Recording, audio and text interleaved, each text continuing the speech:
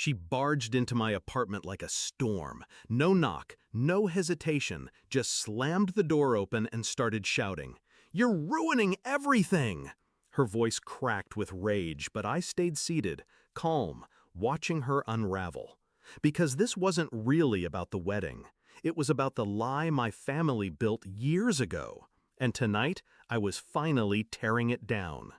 I remember the night they told me I was on my own. I was 18, naive, hungry for their approval. College letters sat on the kitchen table, acceptance offers I had worked my bones to earn. I asked for help, just enough to cover tuition, not a gift, not charity, just help. My father didn't even look up from his newspaper. My mother's words were ice.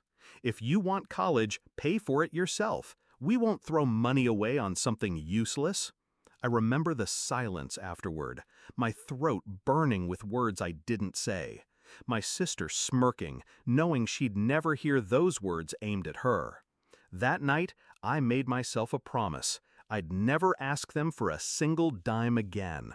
So I built myself from the ground up.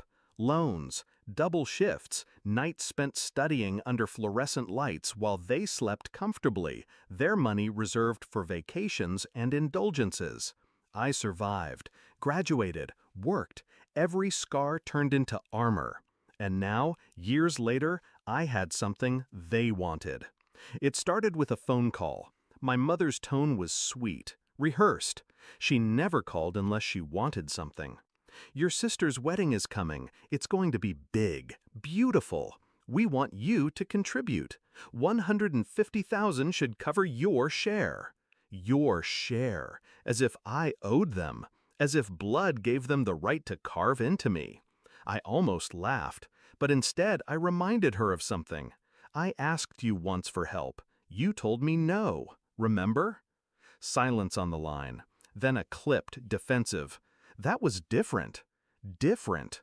Convenient. I refused. Clear, sharp, no room for negotiation. That's when the messages started. Guilt-laced, manipulative, then angry, then desperate, and finally, the storm in my apartment, my sister herself. She stood in front of me now, her face red, her hands shaking. "You have the money. You're selfish, cruel. Do you want me to look like a joke in front of everyone?"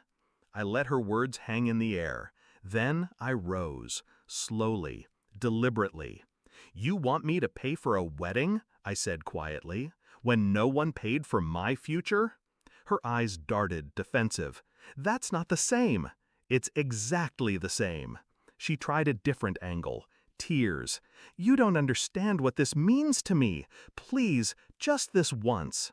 That line struck me like déjà vu. The same begging tone I had used at 18. The same plea for support. Only difference?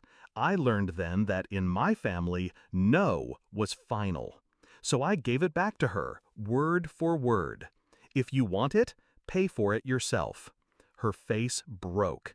The silence between us was thick, violent.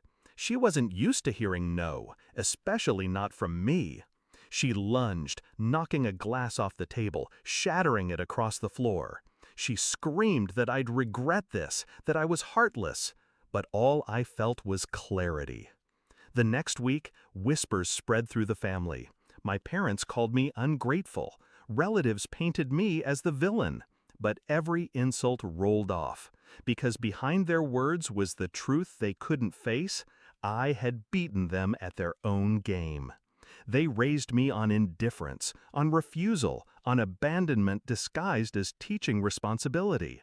And now they were choking on their own lesson. The wedding went on, but smaller, stripped of its grandeur, corners cut, vendors unpaid until the last second. I didn't attend, but I saw the photos online. The smiles stretched thin, the flowers already wilting. A celebration built on debt and desperation. Meanwhile, I stayed home, alone, at peace. When people ask me why I didn't help, I tell them the truth. Family isn't measured in blood. It's measured in who shows up when it matters.